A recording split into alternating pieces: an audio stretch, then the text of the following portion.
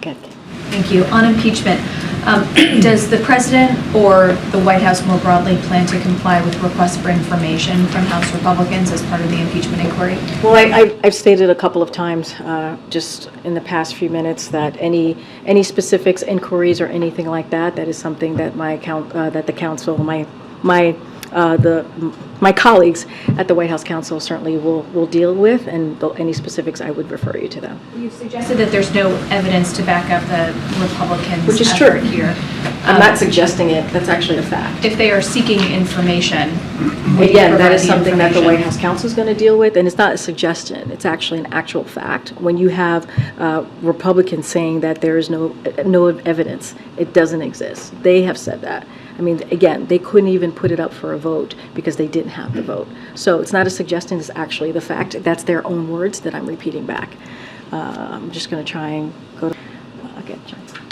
Karine, can you describe how President Biden reacted to the impeachment decision by the I don't have anything. Speaker? I don't have anything to share about the president's reaction to this. All I can tell you is the president's focus on the American people, hardworking American people. You'll see him in a few minutes when he talks about when he speaks to his cancer cabinet, and then you'll certainly hear from him tomorrow with the Bidenomics. You listed a couple things. The deal that the Republicans are now not supporting, obviously the impeachment. You say you look forward, or the White House looks forward to working with the Republicans. How do you see that happening? How does President Biden plan to work with Speaker McCarthy? So look, for the past 2 years, this president has gotten a lot of criticism in not being able to work in a bipartisan way with Republicans on the other side of Pennsylvania. I mean, we've heard that over and over and over again, and he has been able to do that. And as you know, the political climate is tough. We're in a different political climate, probably one that we haven't seen in this fashion for some time. And the president has been able to do that. He's been able to push incredibly key, historic pieces of legislation that's going to change the lives of Americans. When you think about the bipartisan infrastructure law, you think about the CHIPS and Science Act, you think about the PACT Act, all important pieces of legislation. And that's just a few. There's been hundreds and hundreds and hundreds of pieces of legislation that have been done in a bipartisan way that the president has signed this past 2 years. So it can still be done. It really, truly can. We're talking about this moment in time, right, that we're seeing from Congress. Of course, we're going to call it out. Of course, we're going to ask, as it relates to certainly the budget, of course, we're going to say to them that they need to do their jobs. And so we've seen it over and over again. Well, this president has been able to do things in a bipartisan way. And let's not forget, one of the things that we saw from the midterm results in 2022 is that Americans want to see this working in a bipartisan way so that we deal with their key issues that they're having. Bidenomics is going to be so important tomorrow. The president's going to speak certainly fully about that and lay out what his administration has done and going to continue to do, and that's what we're going to focus on. On impeachment, you just mentioned House Republicans' baseless claims. How confident are you that there will be no evidence that incriminates President Biden and Hunter's business dealings as this goes forward? So let me just give a little bit of a lay down here because I think it's important. Any specifics to the inquiry, certainly I want to say this at the top, as I said to Darlene, I'm going to refer you to my colleagues at the counsel's office. But I also want to be clear about a couple of things. I just talked about Bidenomics. I just talked about what the president's going to do tomorrow, really deliver a major speech, something that the American people want to hear about. What are we doing to improve their lives, work on the economy? And these are real issues, real priorities for Americans. And like I said, like lowering costs. But what you see Republicans in Congress, right, they have spent all year investigating the president. That's what they have spent all year doing. And have turned up with no evidence, none, that he did anything wrong. I mean, that is what we've heard over and over again from their almost year-long investigation, and that's because the president didn't do anything wrong. Even House Republicans have said the evidence does not exist. The House Republicans have said that. To my friend in the back who just yelled at, which is incredibly inappropriate, but House Republicans have said that it doesn't exist. Their own investigation have actually debunked their ridiculous attacks. And the only reason Speaker McCarthy is doing this is doing this political stunt, and we have seen it, you all have reported, is because Majority Taylor Greene has said she threatened to shut down the government. Can you imagine shutting down the government over a political stunt? And we're talking about vital programs that American families need. And she said that because she wanted him to actually do this. And if he didn't, she would shut down the government. And you have Matt Gaetz as well, threatened to oust him as Speaker if he didn't do it. So he didn't even put up for a vote, as you all know, because he knows that even his own members weren't going to support this. So, that's why we call it baseless. That's why I just called it baseless, because they have said themselves that there is no evidence. The evidence does not exist, and this is a political stunt. But here's the thing, and I say this all the time, we look forward to working with Republicans in a bipartisan way to actually deal with issues that matter to Americans, real issues that matter to Americans, not this baseless effort that they have continuing to do that shows no evidence. Well, given that, will the president still be able to work with House Republicans, including Speaker McCarthy, to avert a shutdown in a couple of weeks? I mean, look, the shutdown should not happen. That is Congress's job, to avoid a shutdown. I've said over and over again here at this podium just for the past couple of minutes that these are vital programs that American families need. So that's their basic duty. Their basic duty is to keep the government open. We've already agreed. We've agreed. There was a bipartisan agreement on how to move forward with the budget that they voted on. And so, look, a deal is a deal.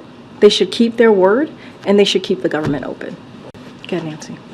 You just brought up the lack of a vote. Does the White House view this impeachment inquiry as legitimate, given that there has not been a vote to open it? So, Nancy, I appreciate the question, but I actually, from what I just laid out, Republicans haven't made it pretty clear just how illegitimate this is. They've made that very clear. This is an entire exercise of how to do this in an illegitimate way.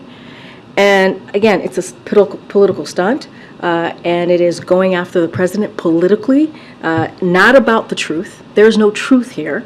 And so we think they should work with us on legitimate issues, things that actually matter to the American people. And that's what they want to see. That's what the American people want to see. We're going to talk about Bidenomics. You're going to hear from the president speak to that directly. In a few minutes, the president's convening his cabinet, his cancer cabinet, to talk about an issue that matters to the American people, about saving lives, what else we can do to deal with cancer across the country.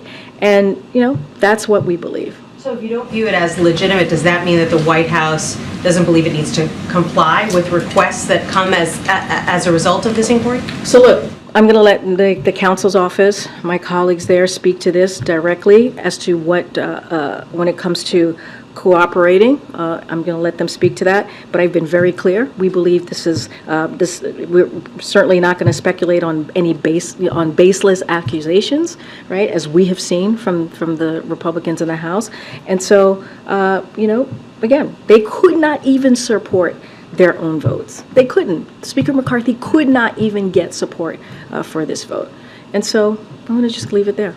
Has the president had an opportunity to speak with Speaker McCarthy about the looming shutdown and potential ways out of this mess? So I don't have any conversations the president has had with the speaker. I can say definitely that our OMB director here, Shalonda Young, and also the Leg Affairs office has been in direct communications for the past several weeks, even months, with members in Congress. That's going to continue. I just don't have anything to read out. As you know, the president is continues to have conversations with members in the House and the Senate regularly. I just don't have a specific conversation to read out. Would the White House consider renegotiating the agreement it struck with Speaker McCarthy earlier this year? Here's the thing. A deal is a deal. Like, they voted on this. They voted on this. It was a bipartisan deal.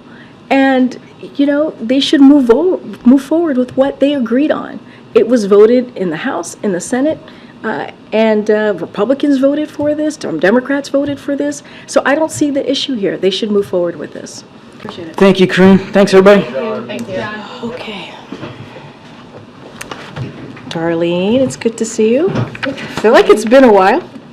Maybe. All right, go for it. Will the president cooperate fully now that Speaker McCarthy has pulled the trigger on an impeachment inquiry? So I'm going to refer you to my colleagues over at the council's office on any specifics to the inquiry. Certainly not going to speculate on what has been a baseless inquiry that the House Republicans can't even really defend themselves, and that many House Republicans have said they couldn't support their own votes. So again, I'm going to refer you to my White House counsel on any specifics. Sorry, and on the speech tomorrow, he's going to Maryland. Why is he going to Maryland, a blue state, instead of maybe a red state, to talk about his economic policies? So, not going to get. You heard Jared, the chair of CEA, talk specifically about the economy. Speak specifically about a major speech that the president's going to do tomorrow on Bidenomics. You've heard us talk about Bidenomics and how we believe has turned the economy around, and just not from us, but from the data that we certainly have seen. And this is a president has been very clear. He wants to see an economy that's built from the bottom up, middle out, and not the trickle down economy that we see that congressional Republicans want to continue to do. Well, not going to get into, well, I'll say this. The president, it doesn't matter where the president decides to give a speech, right? For him, it is an opportunity to speak directly to the American people, and that's what you're going to see him do. Whether it's in Maryland, whether it's in a red state, the president always takes those opportunities, incredibly important, not just to speak in front of all of you who report on what he's going to say and how he's engaging with the American people, but directly to them as well. And so, in this case, location doesn't matter. He wants to give a really important speech, a major speech, as you heard us coin it, on Bidenomics. And I think it's important. What's important is that the American people are going to hear from the president about an issue that matters to them, which is the economy, and how he continues to make sure he's doing everything he can to lower costs for the American people and to continue to build an economy that leaves no one behind. And I think that's what matters for tomorrow. Okay, one more. I haven't called on you. Go ahead. Thanks, Karine. On the memo that was sent out to news organizations about covering this impeachment inquiry, can you give us some background into the decision-making of why you thought sending that was necessary? I'm going to leave that to the White House counsel, from my colleague who sent that memo, just laid out really kind of specifically as to how we see this process has moved forward, how there is no evidence. It's not even coming from us. It's coming from Republicans in Congress. We've been very clear about that. I actually think that memo lays out in pretty good detail of why we felt it was important to put that out. I'm just not going to get beyond what my colleague has shared with all of you. And with that, folks. Can you explain why the president interacted with so many of his son's foreign business associates? More than half of voters told CNN they believed the president was involved and he lied. You can't have a response to that, Karine?